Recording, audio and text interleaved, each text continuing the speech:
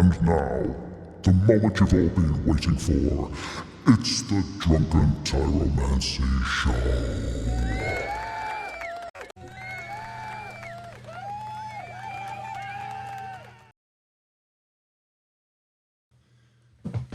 Hello, everyone. Hello. I decided that one of the things that I would do to just sort of generate some content from time to time and to make a playlist specifically for this is to create what I'm calling the Encyclopaedia Tyromancia, being that when I think about all sorts of different ideas, or if I'm involved in a discussion or debate, it seems to me hyper important that we look at the words we're actually using, what they really mean. And this is unfortunately becoming a bit of a lost art of speaking your own language fluently and properly. And so I thought that this could serve as a bit of a resource so that within the playlist, there'll be this introductory video just talking about it and some of the kind of background principles that will apply to any future articles and videos. And then each article or video that I add to this playlist will be talking in some way about the true meaning of certain words or phrases or whatever it happens to be, and their usage in various contexts, and particularly where the usage is intentionally deceptive or by accidental misuse, a misleading use of the word where it's possible for it to cause damage in society, whether that be because somebody comes along who recognizes the accidental misuse and takes advantage of it, or whether it's because that misuse, was sort of, engineered that way. It doesn't sort of really matter. The point is that when we are thinking inside our own minds, when we are speaking to each other, when we're writing, any way that we use language to express ideas is a place whereby a misuse of language, an intentional miscommunication, misrepresentation of what something is actually about, what it means, what the truth of the situation is, the words used can be subtle enough to get that lie past people so that even people who are otherwise intelligent and well-educated will miss the subtle or very significant difference in meaning. And through that, you can have a misrepresentation of facts. You can have conclusions drawn which are only correct if one assumes the correctness of all of the statements leading up to the conclusion. But if there is a misuse of language along the way, of course, we can be deceived again. So that's what this whole playlist is going to be about. And so on the topic and relevant to any sort of future stuff that I publish or record, I thought that there was really kind of three main things that I needed to cover in this video as the introduction. So the first of these is the idea of a lexicon, and the second one is about semantics and etymology, and the third area is about synonyms, redundancy, and a semantic hierarchy. So what does all of that mean? Well, the lexicon is effectively the dictionary of words for a language. You could look at your own personal vocabulary as being your lexicon, as a subset of the total availability of words within the language that you speak. So that's what a lexicon is. And then you have other words around that, which we'll go into in a minute. Semantics is about meaning, and etymology is about the origin and history of meaning. So for each word within the lexicon, you have the semantics, the meaning of the word, and you have the etymology or the origin and history of that meaning for that word. And while we're on that topic, just another sort of thing to quickly cover is just the fact that you should think of a word as simply being a label applied to point to something. So whether that's something that the word points to is imaginary or real doesn't matter. The point is that it's trying to point to something. So if I am to write a fictional story, I can create a character and give it a name. Now, that character doesn't exist in the real world as we know it, but it exists in the story. And so the name is a word pointing to that imaginary fictional character. But in the real world, of course, we can have words pointing to very real things, objects that we can touch. And then, of course, you've got the in-between area of sort of like the conceptual and virtual worlds. To put it in one way, you could say that there is a generic conceptual object of a horse, and then there is a word for any specific horse if the horse had a name. So you could say that, when I say horse, I'm talking about the general concept of a horse, and there is no generic horse which was actually born. They're just all horses. But this specific horse is this horse, or this horse whose name happens to be Ed, whatever the horse, is individually identified as. So that's another thing to understand. It's just the idea of words as labels and pointers to something. So what's important is that the meaning, the semantics we attach, should be a correct association between the label and the thing pointed to, which means that our understanding of the thing pointed to is going to improve the definition that we apply to the word, right? And this is where a lot of, I think, misuse of language and laziness of language and so forth occurs, because people haven't kind of really bothered to come to an understanding of the things in their world. And so etymology is about that sort of origin and history. So, the first usage of a word, or when we break a word up into its prefixes and suffixes and other syllabic elements, these things can have origins and meanings of their own. So, for example, the word abnormal has the Latin prefix ab, and ab in Latin means away from or not. So if we have abnormal, it is meaning away from or not normal. So you have an etymology that you can look up to discover the meanings of prefixes, which affect the translation of the entire word, because the word that they are attached to as a prefix has its own meaning without the prefix there, and then when you put the prefix on, it modifies the meaning, right? And so you have sort of other structures like that within the lexicon that guide us as to how to correctly interpret words. Now, the other unfortunate thing, of course, is that a lot of this isn't studied anymore. It's not taught anymore. Maybe there are some places where it is, but I've met a lot of people younger than myself who they've never heard of many of these things. One friend of mine who's a hyper-intelligent guy otherwise, very, very well educated. He's about a decade younger than me. But it was amazing when he said to me one day that he couldn't honestly define the difference between a noun and a verb, or an adjective or adverb. And I was surprised, because he is such an intelligent guy, and it just hadn't occurred to me. So I just sort of said, really, like how, why? And what he explained to me was that even though he went to quite a wealthy private school, there was no longer taught. They simply were not teaching kids to understand the mechanics of their own native language. Now, you can imagine that as we have more and more errors and omissions and flaws and so forth in our understanding of our language, that makes our communication worse, and that makes our thinking worse. Because in your head, although you may use memories, images, sounds, and other sort of ways of thinking about things, you're also going to predominantly use your own native language. So you could have an image in your head, for whatever reason the image comes there, or the memory of a smell or whatever, and then you start thinking about whatever that is about, and that thinking will often be done in your native language. So imagine if your native language is something that you only have a very, very crude understanding of. What that means is that all your thoughts are potentially misleading you. Okay, and that's a pretty serious problem. And if you have an entire society built on that, then it's very, very easy for people to be deceived. It's very, very easy for people to, come to incorrect conclusions, to be absolutely convinced that they couldn't possibly be wrong, because they've simply never analysed the language being used when they speak, when they think, when other people speak to them, when they read, when they write, when other people write. It's quite a profound problem. So what I go into here in the article is just talking about these things and laying it out in terms of these general concepts.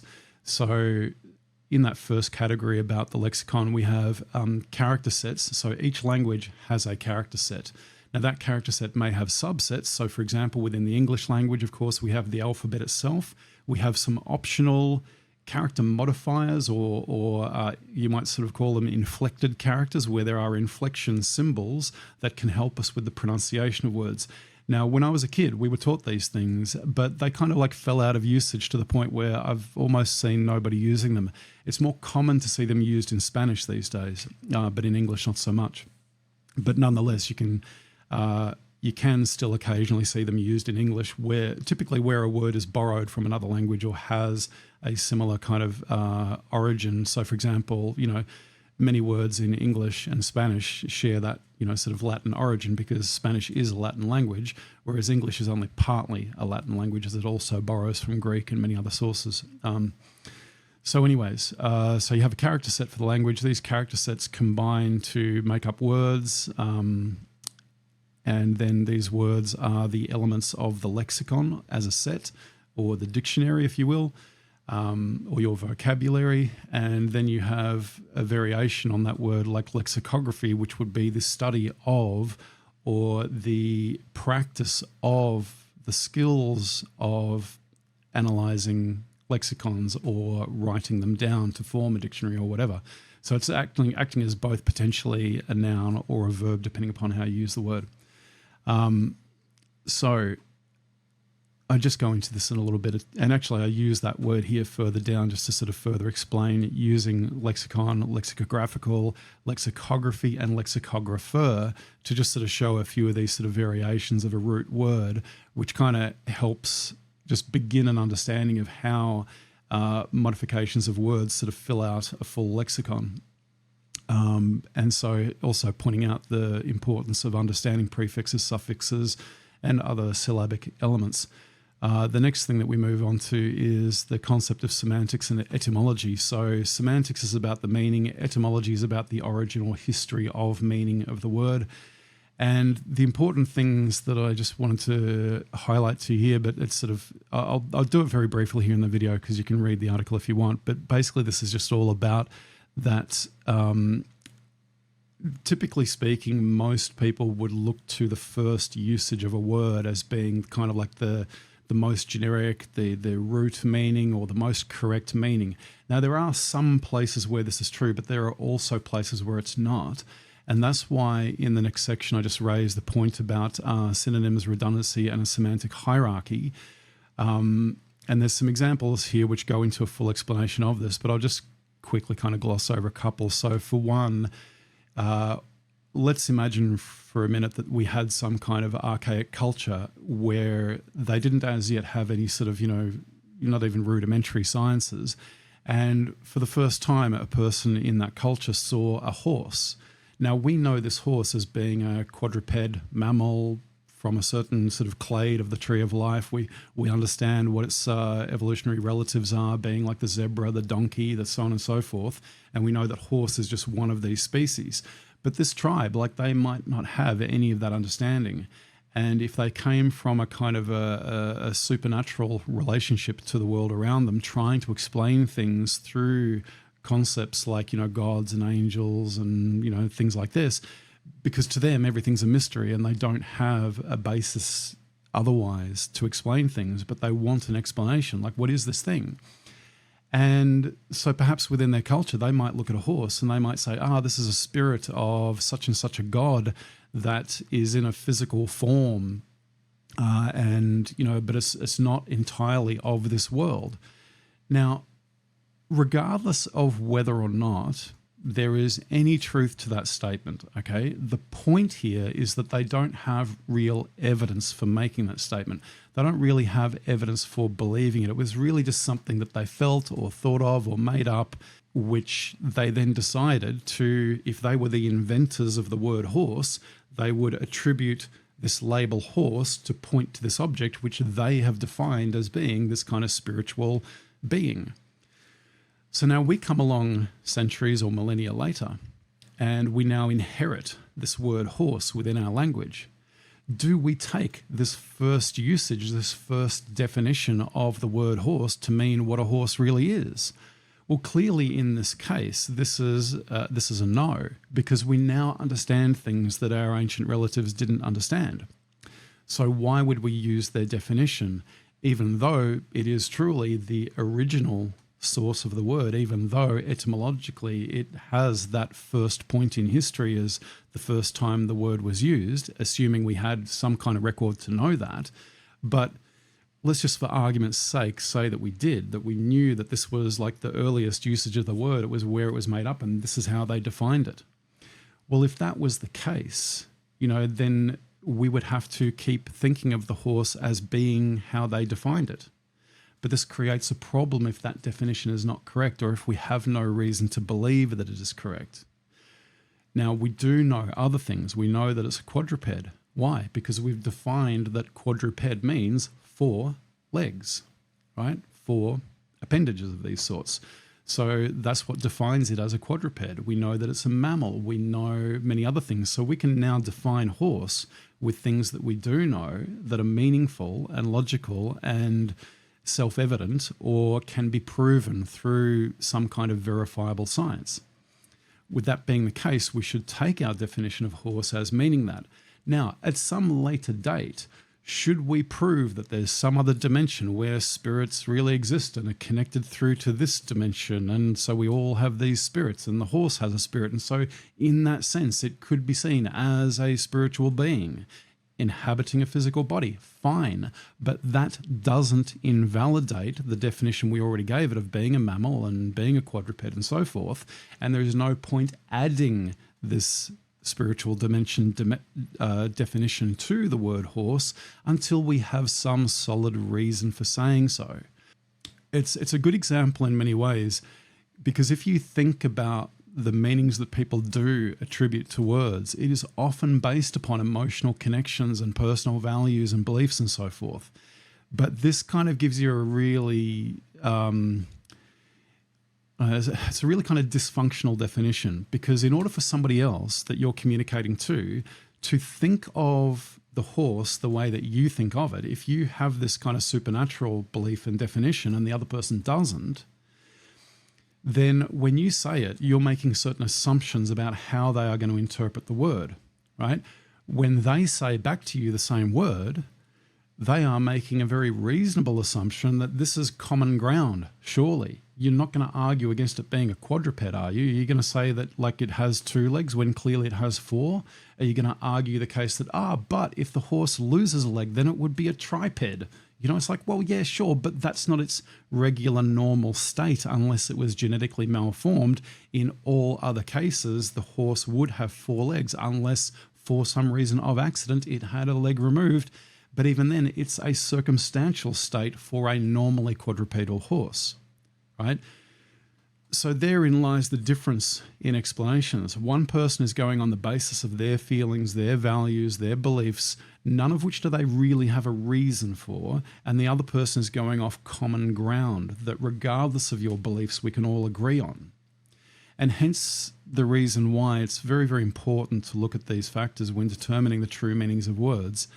And so what I've gone into the article here is just a bit of an explanation of the differences between a few words to sort of, demonstrate the cases, talking about synonyms, homonyms, homographs, homophones, the redundancy created if you have essentially words mistaken to be truly exactly synonymous, like meaning literally exactly the same thing, right, and used that way, then what's the point? What's the point of having 2 different words that mean precisely the same thing? That's a useless redundancy.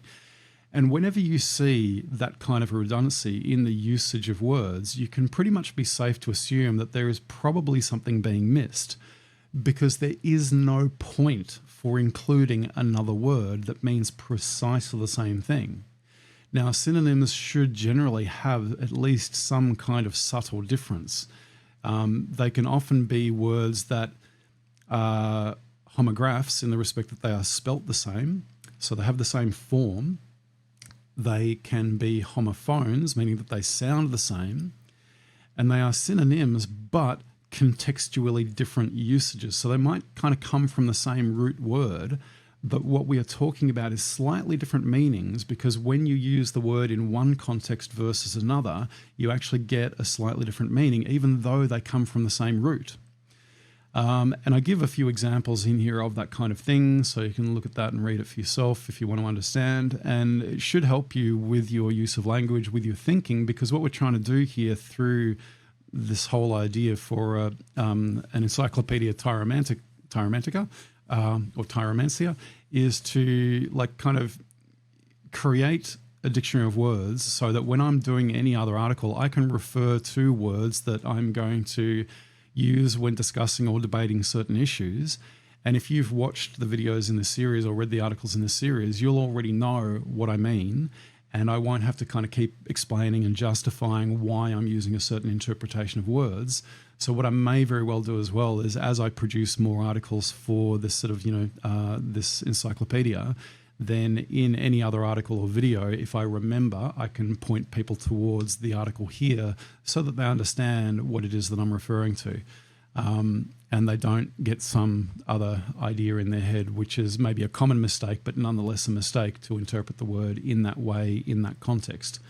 So anyway, yeah, so I show you as well, like an example of this idea of redundancy is where people incorrectly use the word decimate in place of the word annihilate. Now, the word annihilate means to destroy utterly or nearly utterly. You know, it's like if you annihilate something, you have pretty much wiped it out or wiped it out. But the word decimate comes from Roman times, so it's a Latin origin etymology again, and it means the deci part, 10, as in like decimal numbers. So deci meaning 10. To decimate means to destroy 1/10. And this came from a practice of the Roman Empire where they would go into a village and kill 1/10 of the population. The idea was to create fear and to subjugate the people and to prevent any kind of uprising, because the people would be too afraid to fight back against the Romans, because every now and again, if they ever did anything wrong, the Romans would come in and like wipe out 1/10 of the population. So that's where that word comes from. So you could more loosely use it as meaning some small but significant proportion, which would fit with precisely 10%, but it doesn't necessarily have to be precisely 10%.